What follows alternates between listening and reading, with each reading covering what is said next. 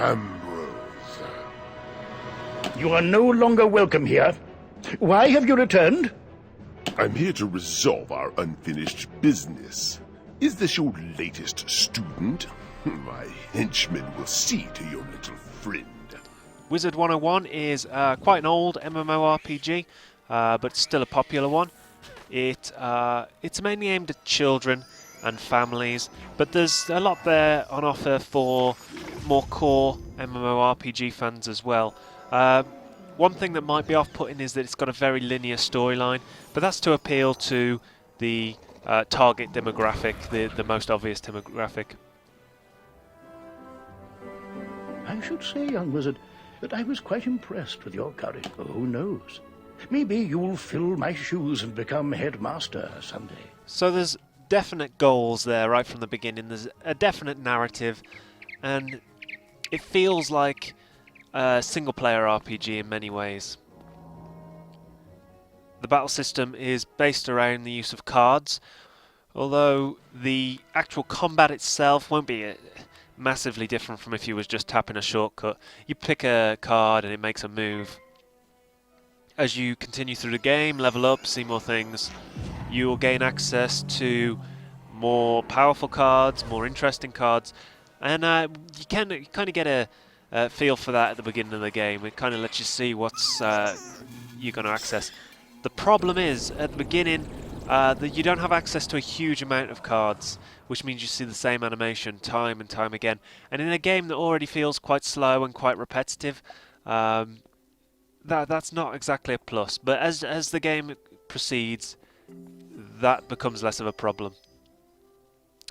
There are plenty of classes to choose from, which I suppose almost makes up for the fact that there's not much leeway in the story.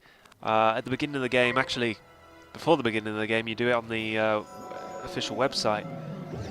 Before you've even downloaded the client, you'll fill in a quiz, and the quiz will determine your best class.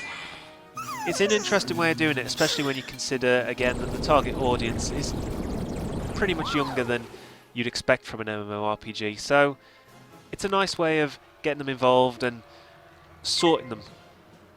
Not to reference Harry Potter, which this game is in no way affiliated with, of course. The different classes will obviously give you different advantages and disadvantages as you play. And what you just saw there, the extra monster appearing is actually because someone joined the battle. People can join battles so long as it's not full at any time, similar to Pirates 101. And that makes for... It's interesting because although it feels like a single player RPG, there's always this constant interaction with other players, and it's no more obvious than here. And because it's a family game in many ways, the developers have done a very good job of keeping things clean and making sure that people under the age of 13 aren't being exposed to things that their parents would find seedy. Graphically, the game doesn't take much, so you can play it on any old PC. It looked dated in 2008 when it was originally released. It was released in Europe a couple of years ago and it still looked dated, and it still looks dated today. It's just getting worse and worse, of course. But the upside of that is that it can play on anything, that it doesn't take much to download, and that's what you want, really.